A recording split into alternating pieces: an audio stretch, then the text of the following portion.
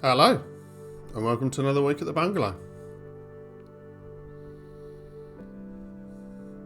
This week, as title suggests, we're doing the Ultraflex wet and wet roofing system. So some shots of the structure before. So it's all sealed up. We've been around with the non-silicon mastic. Drain holes are in, and this is what we're using. So we're using this liquid waterproofing, solvent base, so you have to use solvent rollers and small ones, and it uses this fiberglass, chopped fiberglass matting to reinforce it. So this is all new to us. This is new. We were planning on using a rubber roof, but when we came to purchase it, we were talking to the guys in the roofing specialist shop, and they told us basically that we're better off using this wet and wet painting system rather than trying to use the rubber, because our roof's relatively complicated with the fact that we've got gutters and upstands and the windows that go through.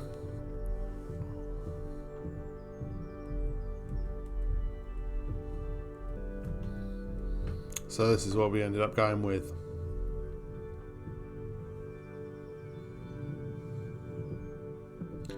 So to start with, we are going around working dry, chopping all the bits of matting that we need, getting it roughly to the right shape for all the upstands, all the windows. So as you can see me using just there, got enough cut piece of OSB, using it as a straight edge. It's about 100mm, or it is 100mm wide. So we just flip it over once we've taken the measurement with the tape measure. Flip it over and we can get the piece of fiberglass matting roughly right. So pretty laborious. So we're cutting it for all the upstands. So the whole area of the roof has to be covered. So we're doing it for all the upstands. Claire's in charge of the finer details and getting it looking absolutely spot on. I mean, we had a very still day on, which was useful, because I think if it was a bit windy, all this lot would have blown around. We had to put the odd staple in things just to hold it in place.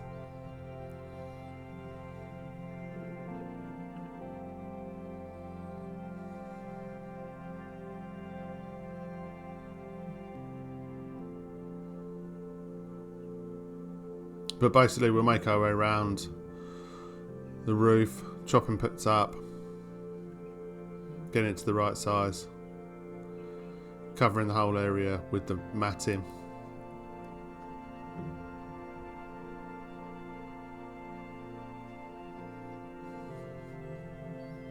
We found it was a little bit easier to make it slightly bigger and then trim if required, especially around things like the corners and where it overlapped on the window, upstands. But the rest of it pretty much is, it was relatively forgiving. And by the time it was saturated in the base coat, it would roll in quite nicely.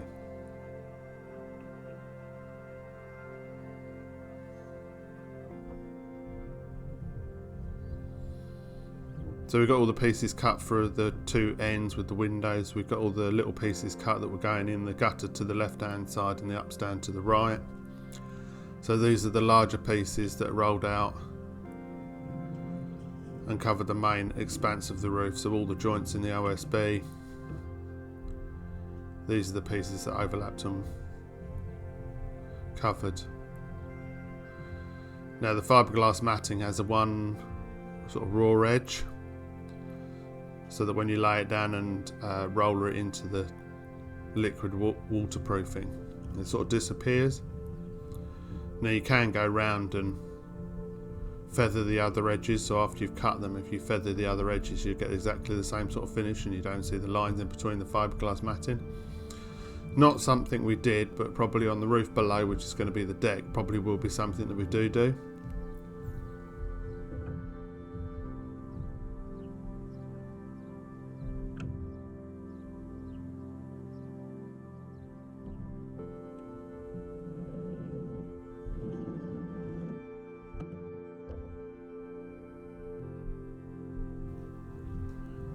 So we seem to be pretty efficient with the matting. We had a 60 square metre roll.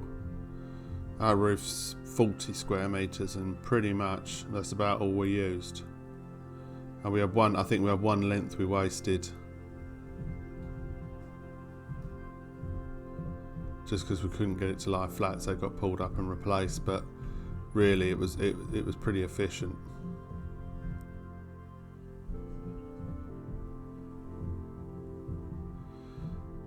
So now we've got all the bits cut. It's time for that grand moment of opening up a tin, which are the lid's not going to fall off, is all I'm going to say.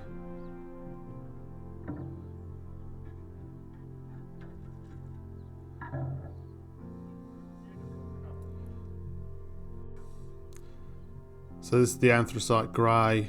So we've gone for the base coat and the top coat being the same colour. I believe you can get different colours for the top coat, so if you want to have it black or a different colour grey, but they're pretty box standard roofing colours. So like I say, this was all new to us.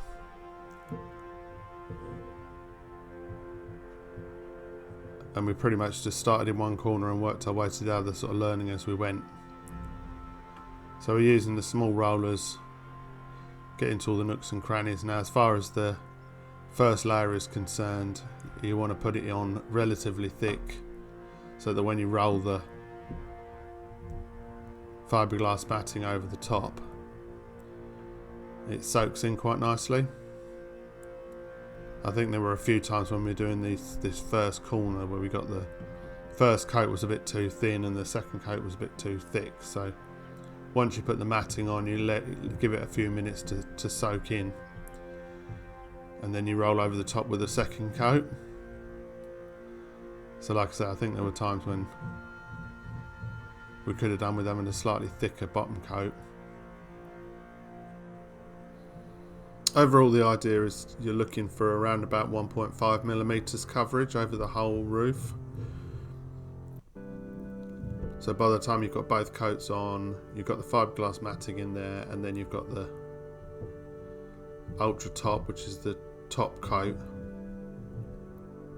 You're looking for about 1.5. We also found that it was easier if you rolled on the bottom part first and then rolled it up the wall and then across the top. So for any sort of details like that, where you got sort of three sections, and as you can see, Claire there creasing it into the upstand, just means it lies nice and flat and doesn't wrinkle up.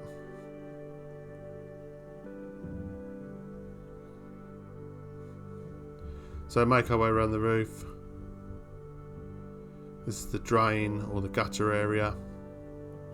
So lots of different layers here, all being sort of stacked up and put together. The product's called what's called self-terminating, meaning that you don't have to finish an edge and you don't have to waterproof over any other roofing materials onto it. The water won't get in one edge of it, so you can pretty much, like we're doing, rolling up onto the parapet wall and across the top, and then it just finishes and dries and gives you an edge. We are actually going to be capping the parapet wall with an aluminium capping just to stop any sort of rot happening on that top edge.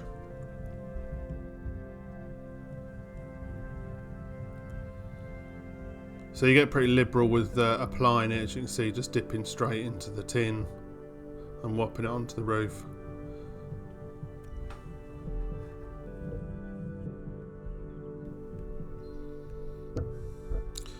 This is probably the hardest bit, is getting the longer sheets nice and square to the one previously and the edgings. This is one of the ones that we had a problem with and ended up having to be redone.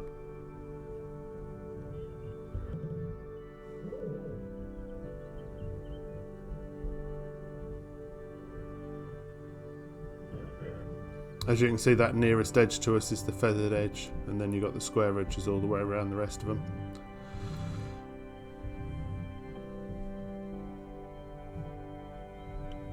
So here's where you can see we didn't quite have enough on the bottom layer, as it's not coming through nicely like it is towards the front edge, whether it's obviously a bit thicker and it's sort of too thin. It really does want to sort of swidge through and soak through, and unfortunately what ends up happening is you end up having to dip your brush in again or your roller in again and put some more on top, which you don't really want to be doing. That first roll out of the fiberglass matting, it wants to soak through and pull it through, because the biggest problem with this sort of roof is the little tiny pinholes that can be left. So as the Ultraflex sort of drains through or dries, it can leave little tiny pinholes. This is why you have the second product, which is the Ultra Top, that you coat on afterwards. So that has to be done within 48 hours, 48 to 72 hours of the first coat going down, and that seals up some of the holes. So here we're a bit further along and we're getting a bit better at it. So you can see that first layer that I'm putting on is a lot thicker, and then when it comes to putting the matting on,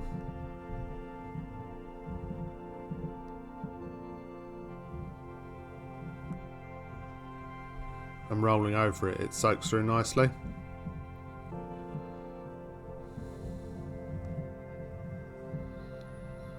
Concentrating on the edges is important, so even when you're doing, especially the big sheets,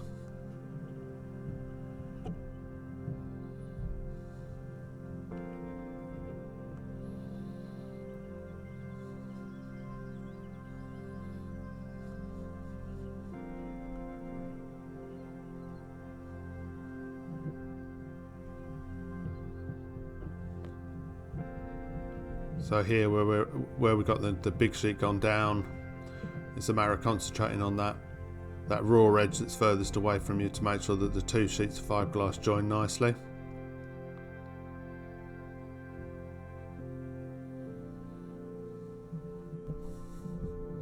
So just smoothing out a little ruck there, and then this is where you have to leave it in between times, so it's allowing the fiberglass matting to soak up that first layer. Once it starts looking like this, where you can see the grain of the matting, it's time to put on another layer.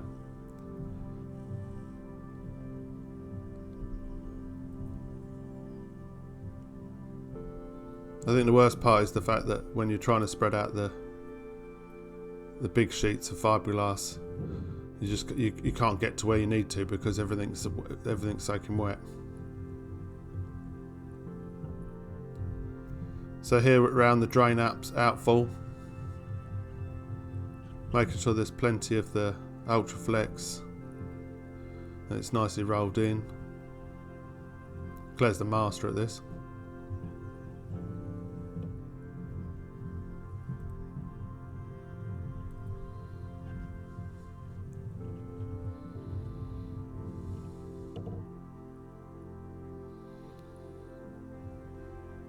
And this is the benefit of spending the time and cutting all those panels nice so they fit. And as you can see, we've mastered it with rolling it down onto the bottom first, then up the wall, and then across the top, so that you iron out any sort of creases you may have in the matting, and it just helps for a nicer finish.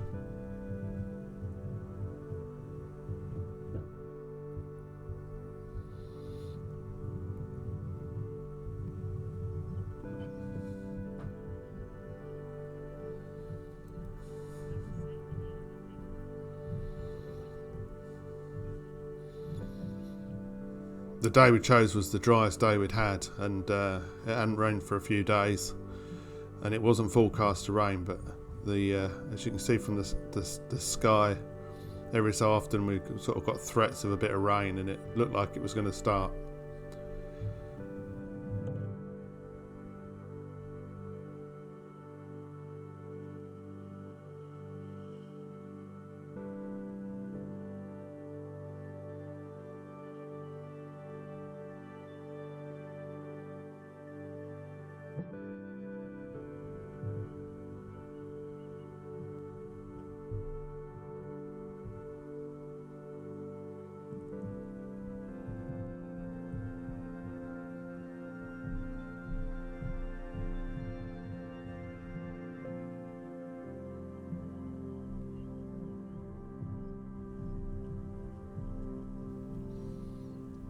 So once again, second coat going on there around the gully area.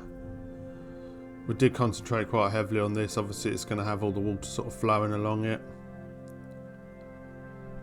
So you're really trying to make sure you seal up all the pinprick holes in the ends of the OSB.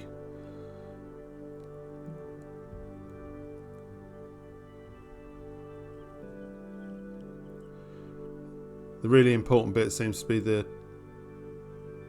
masticing up of all the joints, because odd places where we hadn't put as much mastic to seal them up, or hadn't put any because we thought the boards were close enough, the Ultraflex tended to run through, so you could see it on the underside, and those parts were where we would have to go over again just to make sure that the liquid hadn't disappeared completely and left the void.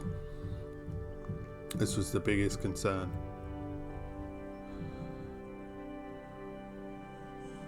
And then, like I say, it's the joints between the fiberglass panels where you've got that double layer. That's where you tend to get the pinprick holes most.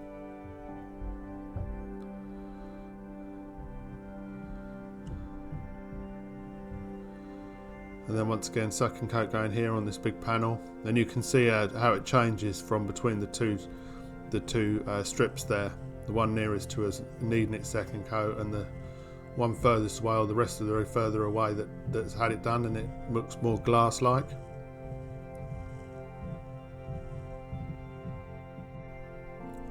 And then this really is the hardest bit, is getting these big pieces in flat. So we tried all sorts of things. This here we're just doing half of it to try and square it up and give you somewhere to actually stand, because the biggest problem is obviously the floor's made of lava, or you've got ultra top everywhere and you can't stand on it. Otherwise you end up getting on your boots and you're transferring it across onto the bit you're trying to work on.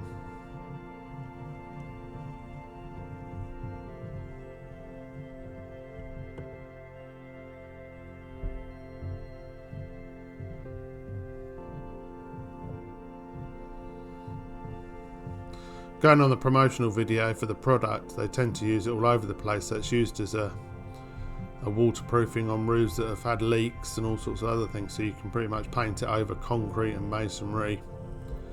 You can paint it over existing flat roofs to re-waterproof.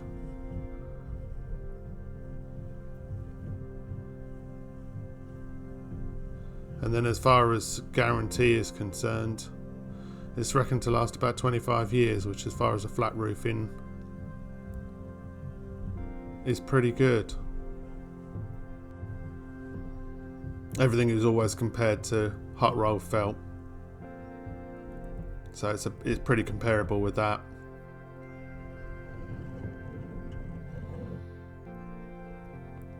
So here we got the last half sheet going in. We're heading towards the end. We're running out of space. Everything around us is wet. It takes about 24, I think they said it's 6 hours before you can walk on it or touch dry, and then 24 hours before it's fully trafficable.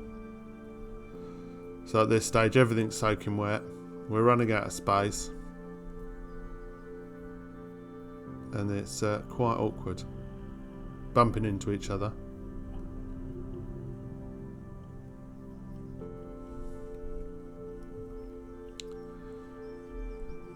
But we're on the final bits. The rain's held off. If it did start raining, you'd pretty much have to stop. The actual Ultraflex is waterproof even now when it's still wet. But nevertheless, it's the untreated, uncovered OSB that you're most concerned about. So as we back ourselves into the smallest of corners, I'm working from the battened roof, trying to get the last bits on. Claire's working standing on the battened cheeks of the dormer.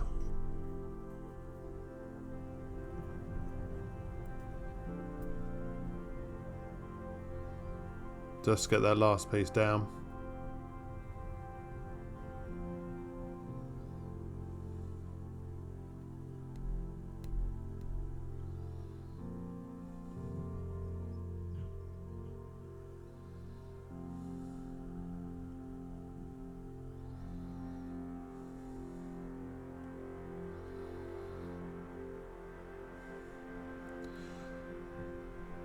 So with the last few rolls done, that's it.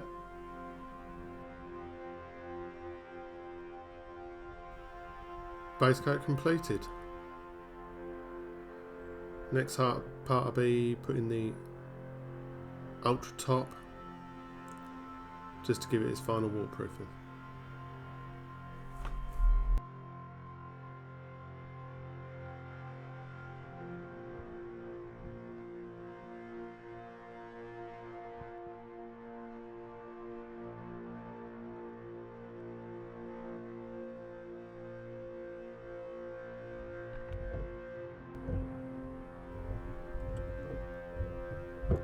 So this is about a day or so later. It's been down for 24 hours, so it's had time to set.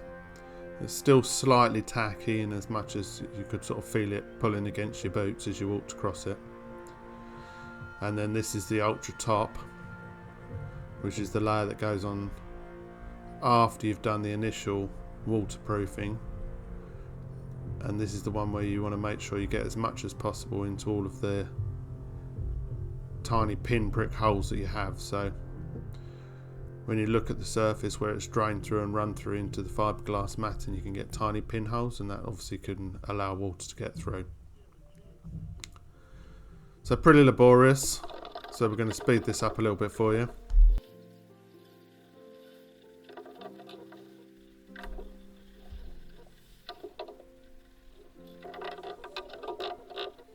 But pretty much we're going over the whole roof, getting another coat on it,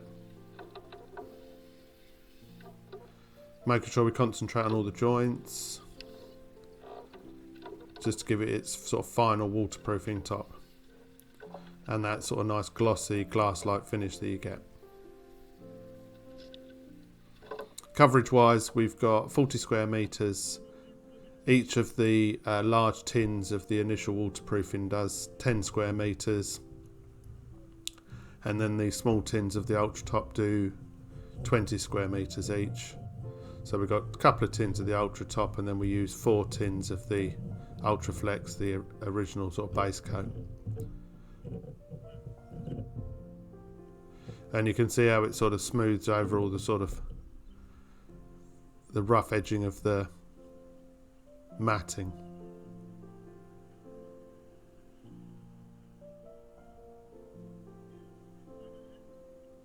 And there we go.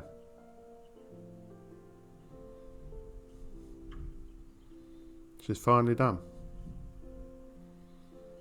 40 square metres of flat roofing. As always, thanks for watching, and we'll see you again on the next one.